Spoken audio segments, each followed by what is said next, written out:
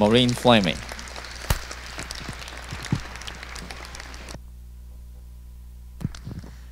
Thank you for having me here again. This is my 4th year appearing in this role as supervisor at this event, and I have to say it is the most wonderful way to start my year. I am so honored and privileged to be invited here on a regular basis.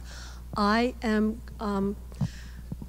tried to prepare my own words, and I thought that rather than coming up with something on my own, I would read from a treatise that was put out called A Time for Peace, Rejecting Violence to Secure Human Rights.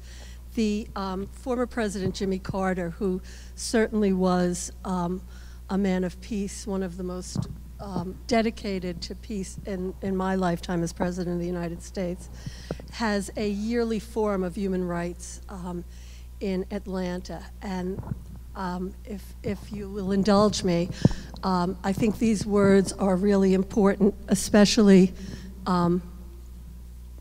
this coming year.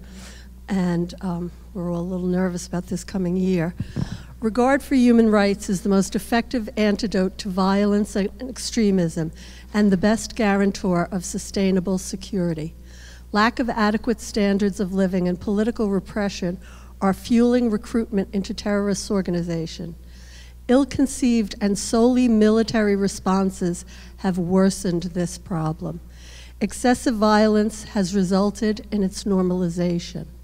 When the state focuses exclusively on military investments and military options, the message sent to citizens is that brutality is a normal way to solve problems.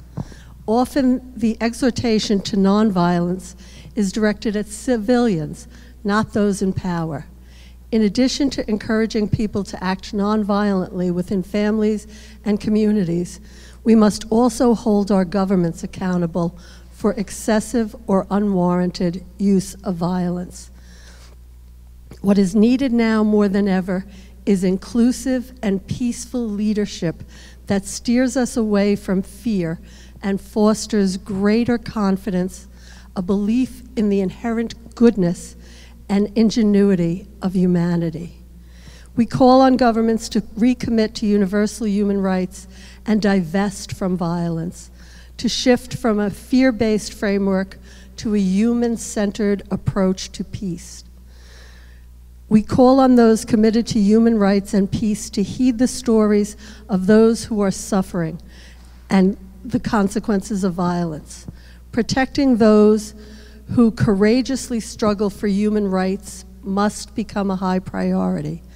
The U.S. and other nations should not provide military assistance to governments that commit egregious violations of human rights. We invite leaders from key sectors, including military, business, media, and entertainment and religious communities, to join this effort to examine past failures and help us mobilize the public through intensive and effective campaigns to create the political will that is needed to make the shift from violence to peace.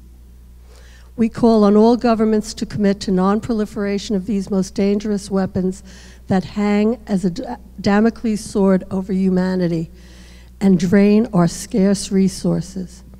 People of faith have a central role to play, as every major religion has as its center human compassion, social justice, and love. We must mobilize to help realize that we are all one, and each of us is equally worthy.